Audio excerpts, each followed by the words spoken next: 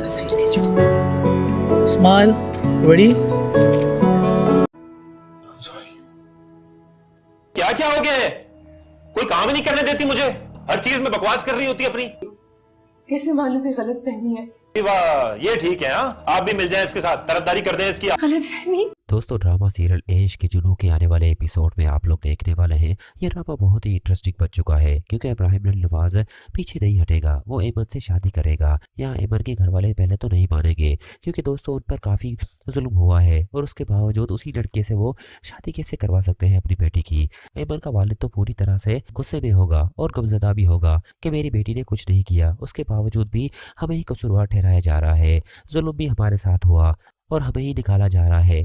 लेकिन दोस्तों एमन का वालिद आखिरकार एमन की शादी राहिम अली नवाज से करवा देता है। लेकिन ये बात जब राहिम के वालिद को पता चलेगी तो वो एक सेकंड के लिए भी एमन को इस घर में बर्दाश्त नहीं करेगा और कहेगा कि निकल जाओ, आज के बाद तुम यहाँ मुझे नजर मत आना क्योंकि तुमने मेरी पूरी जिंदगी तबाह कर दी इस लड़की से शादी करके। इस लड़की की वजह से ही मेरी इतनी इज्जत खराब हुई है, उसके बावजूद तुम इस लड़की से शादी करके आए हो। तुमने सोचा भी कैसे इस घर में रहने दूंगा? दोस्तों राहिम कहता है कि मैंने इस लड़की से शादी की है, अब इस लड़की को नहीं छोड़ सकता, ये लड़की मेरी अब बीवी है।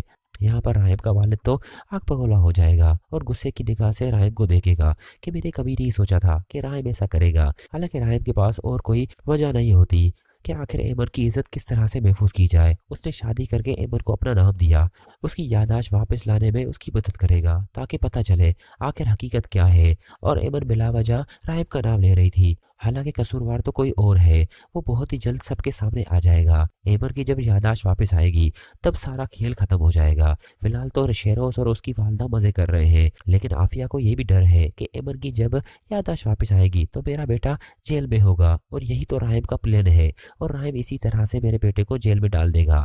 यहाँ पर दोस्तों जिसका कसूर है राहिम तो उसी को ही सजा दिलवाएगा। लेकिन यहाँ पर इन सब में जहांगीर साहब राहिम को बिल्कुल माफ नहीं करेंगे क्योंकि उसकी बेटी के साथ जो जुल्म हुआ है उसे लगता है कि राहिम भी कसूरवार है। लेकिन जब सच्चाई सामने आएगी तो उसकी आंखें भी फटी की फटी रह जाएगी।